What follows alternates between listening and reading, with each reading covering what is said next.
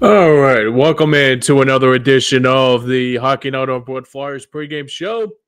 Tonight, the Philadelphia Flyers play their second of a back-to-back and a home-and-home as they meet up again with the Pittsburgh Penguins as they meet up for the fourth time this season up at PPG Paints Arena in Pittsburgh. And a pleasure to hear everybody. I'm your host, James Scorza, here for you with the next 15 minutes or so after, again, a very good performance on Tuesday night against the Penguins. The Flyers are going to try to make it a lucky number 4 straight for the guys in Orange and Black to go on a 4-game winning streak. And they're going to try to go on 4 straight here tonight, especially after a very good performance up in South Philly on Tuesday night against the Penguins. And looking to try to get back, trying to get another good win here tonight against the team from the Keystone State. Like we always do, we always check out the recap of the previous game that happened on this very important night on the Tuesday night between the Flyers and the Pens. As we begin with the recap of the previous game. So the first period for the Flyers was a very good one to begin the early parts of the game. And this one started around the 4-minute mark as the Flyers got on the board. And it was a one-timer by Rasmus Ristolainen on a setup by Yegor Zamula and Matvei Michkov to give the Flyers an early 1-0 lead just around 4 minutes into the first stanza. But later on in the second period, Sam Mercer keeping the puck out of the net to keep the score tied. I'm sorry, not trying to keep the score tied, but one that I was saying I actually kept it a 1-0 lead. The Penguins scored in the second period, but right then and there, Sam Ersson also keeping the Flyers in the game in that first period, obviously, and it was Sam Ersson being stellar in that first period, keeping the score at the time a 1-0 score still in the first period. But later on in the second period for the Flyers, it will be a wrister shot by Noah Cates, getting credit for the goal as he got a shot that basically rang off the post and in, or I dare I said on the post-game show, rang off the dinner bell to give the Flyers an early 2-0 lead and would stay that way after 20 minutes in the books. Later on in the second period, as we go into the second period, the Flyers were out shooting the Penguins at this point and doing an admirable job on their very point to try to do whatever they can to keep everything at arm's length in this. Before we go any further, we got Daniel Berry checking in into our show. What's going on, Daniel? How you doing tonight? Though, hopefully all is well. So it's good to know that he was so if you are checking out his shows, please check out his shows on YouTube. And I can be pretty sure on other networks, including Hardcore and Stream Punk Entertainment. So back to the highlight reel. So the Flyers will give up a goal here early on in the second period, and it was the Penguins getting on the board, and it was Philip Tomasino. That's right, Tomasino. Like, try to figure out what his name was. I mean, there's a lot of new players for the Penguins. So I don't know who plays for who, but like I said, Tomasino making the score a 2-1 game, but that was all the Penguins scored in this game because later on in the second period, Tyson Forster passing on a perfect feed from Jamie Drysdale to give the Flyers back their 2-goal lead at a 3-1 lead. And the Flyers will get 2 more goals out in a matter of 10 seconds remaining in the final period. Not in the final period, but in the second period, rather. And it was 2 goals late in the second period by Bobby Brink in a matter of 10 seconds to give the Flyers a 4-1 lead and a 5-1 lead going into the third. But the only scoring in the third period on this night for the Flyers, it was Couturier, and it was the tic-tac-toe pass and play of majority of the lineup that was really playing to the high standard that they had the last couple games. Jim Jackson calls it a tic-tac goal. I would call it a tic-tac-toe, if you know what I mean. But, whatever kind of sounds better. But it was a 3-way pass and play from Couturier, Michkov, and Tippett to give the Flyers a 6-3 lead, and that will stay that way, and the Flyers will win that, a 6-1 lead. The Penguins didn't score. I was thinking about the Oilers scoring 3 goals on that Saturday night, but the Flyers only scoring 6-1, scoring 6 on this night, and also keeping the Penguins at arm's length at a 6-1 final that night.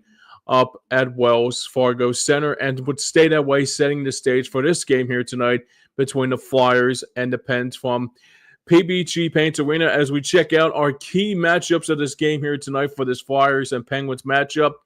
Like I mentioned, a very stellar performance again on Tuesday night, once again for the Orange and Black after a 2-week hiatus is definitely helping this team to keep more focused and also probably need to regroup and recharge after a disappointing road trip that happened. And obviously, it was probably much needed to. Obviously, you can feel the fatigue of exhaustion for the Flyers after playing so many games, and it continued to be a real good factor in this game, especially on Tuesday night.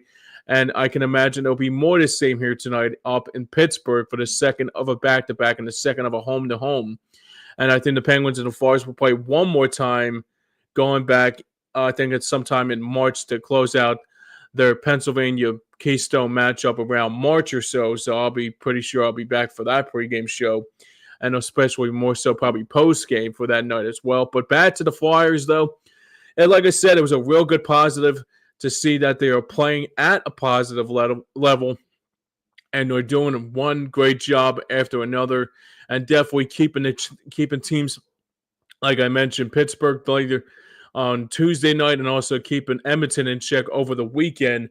And it's good to know the Flyers are coming into this game tonight with a positive. But for the Penguins is concerned, things cannot go from bad to worse for the Penguins right now. And I'm not trying to sound like I'm being a homer here, but they're really decimated with injuries. They're decimated with a lot of key injuries on their front. Obviously, they lost key player after key player once in a while, and also struggling. Also dealing with the decimated of injuries. Obviously, you think about what Sidney Crosby went through in this season. I would be sure if Genny Malkin missed a couple games. Chris Letang missed some games here and there. But even so, tonight, rather, that we found out another injury on the injury front for the Penguins. They're going to miss out their forward, Michael Bunting, for the next couple. Going to miss the next month or so due to a I think he's on long-term IR. I don't know what the serious injury is about that. What's this? Appendicitis for Michael Bunting. So he's going to miss tonight's game. So like I said, decimated with injuries on the Penguins front. So that's going to be something to be positive about for the Flyers, but not positive about it for the Penguins is concerned. And also dealing with majority of the games that they have came back on the break. Obviously, they came back on Saturday afternoon against the Capitals, giving up 8 goals on that night, and then giving up 5 goals against the Rangers on Sunday of the back-to-back. And then on Tuesday night, the Flyers scored 6 unanswered. So majority of the game, they have given up more than 5 goals a game, or maybe more than 6 goals if you count Tuesday night's game. So that's going to be a big factor for the Flyers to take advantage of that, especially what they did on Tuesday night, and especially what they need to do here tonight at PBG Paints Arena. Could probably turn that negative into a positive, but sometimes the Penguins, I mean, this is not the same Penguins team that they once had, obviously. We remember back in the day the Penguins would actually score 7 or 8 goals on the Flyers but at one point.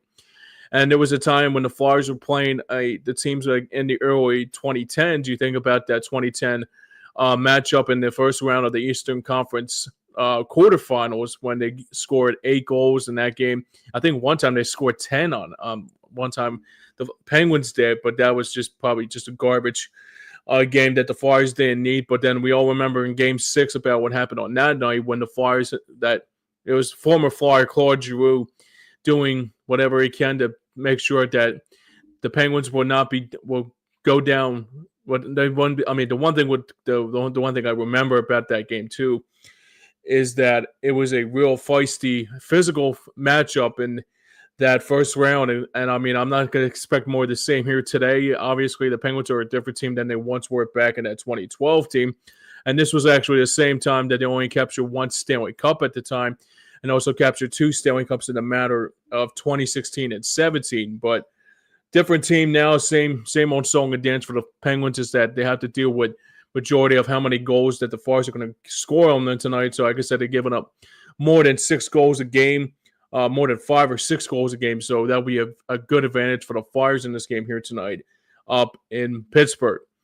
So basically, who's trending up and who's trending down on this night for the Flyers? But for me, the trending up in the positive direction is that the Flyers continue to be very superb of the lineup of Owen Tippett, Matvei Michkov, and Sean Couturier, who has been very superb as of lately on that Tuesday night and continue to pay dividends here tonight will be a thing to keep a close eye on, especially everybody's been talking about the Bobby Brink line has been nothing short of spectacular as well. So I'm expecting more of the same here tonight on all four lines to play at their best, and also majority of the defensive combinations, especially what they're trying to do as well. So it's going to be a positive to come out of it.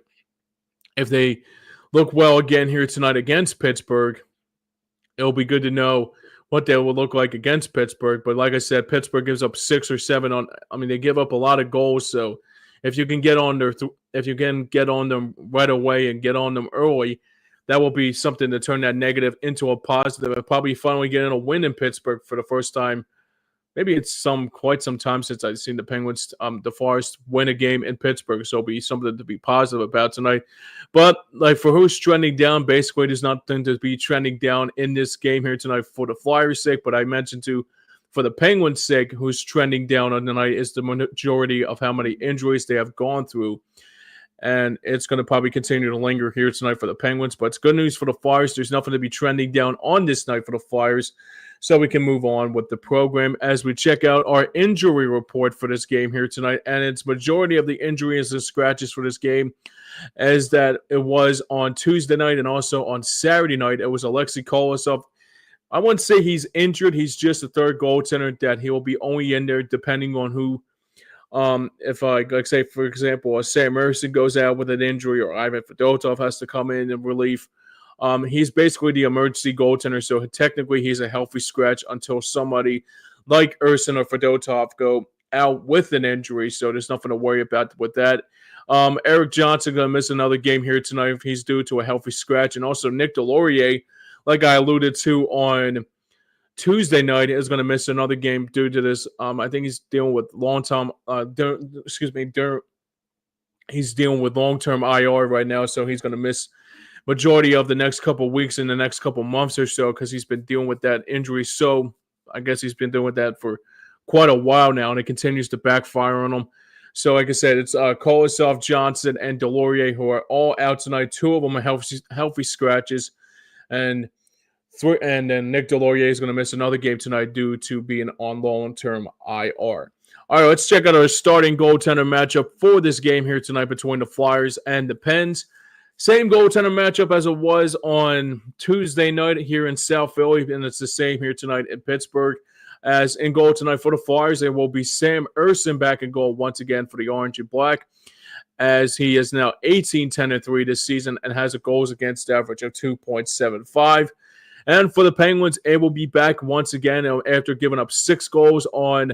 I would be sure they'll be probably putting their backup in. I would not be sure. It would be a little bit of a kind of a cause for concern to give Alex Nedeljkovic another chance to redeem himself after giving up 6 goals on Tuesday night. But I guess that's good. Like that's going to be what they're going to be going at. So they're going to go with Nedeljkovic once again, actually giving up a lot of goals. The majority of the games that they gave up, you think about it, he gave up 8 goals and on the game on Tuesday. I'm sorry, not Tuesday night. Gave up 8 goals on Saturday in the first game back from the Four Nations face-off, and then I think he was the goaltender on Tuesday. I keep on saying Tuesday. I'm about to say Sunday. So, like I said, I guess they're just laying Nedeljkovic out to dry, and I mean, I don't understand why they'll put him back in there after giving up 6, maybe 8 goals or something like that. But I'm not Mike Sullivan, so someone has to explain that to me if I was a Penguins fan, because right now, I mean, I kind of feel bad for him because it's like he's given up so many goals, and now you just continue to like just keep him trying to make him continue to be out there. I mean, one will enough be enough, but that's just me alone. But like I said, speaking of Nedeljkovic, he's also 12-11-5 this season and has a goals against average of 3.16. So like I said, Ersson in goal tonight for the Flyers and Nedeljkovic in goal tonight for the Penguins. And for my final predictions in this game here tonight, I expect more of the same here tonight in Pittsburgh's sake. It will be more of the same here tonight. So if they can get on the positive note and try to get back on a positive note early for the Flyers' sake, is that they play very well the last couple games. And it's really good to know that the Flyers have had a fair share of positivity after the last few games. Obviously, the first game they won was before the Four Nations face-off. That was against the Penguins, and now they play the Penguins for the third time in February, and it's the third time the fourth time this season, but the third time here in February. So I expect the Flyers will win this game here tonight, and I expect them to probably go to lucky number 4 here tonight against and then coming up on Saturday, they will be on the road to take on the Winnipeg Jets for the first time they meet against each other this year. And Winnipeg is on a hot winning streak right now, but that's another story for another day. All right, that's going to wrap up this portion of the Third Line the Hockey Night on Board Flyers pregame show. But speaking of the Third Line Joint Flyers postgame show, remember to stay tuned after the game for that postgame show on our sister station on Stream Punk Entertainment, as Pat Bernard, myself, yours truly, and Joey Markswell got you covered immediately after this game goes final here tonight. It is a 7:30 ESPN Plus game, so we'll be back around 10 o'clock for the Flyers and the Penguins after the for the post-game show, like I said, on our sister network and our sister station over at Stream Punk Entertainment. But I will be back again on Saturday night for the Flyers and the Winnipeg Jets. That will take place at 6:30 pregame show starting at 6:30. And then 7 o'clock puck drop as the Flyers take on the Jets in Winnipeg. So stay tuned for that one that night on Hardcore Sports Network. And stay tuned after the game for the Third Line Joint Flyers post-game show on Stream Punk Entertainment immediately after the game goes final. That will wrap things up here for tonight for this portion of the Third Line. I keep on saying Third Line. I got a busy schedule nowadays. It's unbelievable. But like I said, we'll be back for the post-game show. But until then, thanks a lot for everybody who decided to chime in who are checking out our pages. Check out every week on Hardcore Sports Network. We got a lot of stuff to unpack, obviously. We got wrestling shows. We got basketball shows, like even my boss man, Mitch Kofsky, talking about the Sixers, and maybe he can just switch at the Sixers and they come to the Flyers once in a while to talk some orange and black, because they're playing really good hockey right now. But as the other team plays in the same arena as the Sixers is concerned, I don't know where to begin. But this is a Flyers postgame. This is a Flyers pregame show. But until then, thanks a lot for joining us here tonight for the portion of the Hockey Night on Board Flyers pregame show. I will be back for the postgame show, and this has been the Hockey Night on Board Flyers pregame show. So enjoy the game, everybody. I'm your host, James Scorza, saying thanks for watching, and until then, we will see you next time.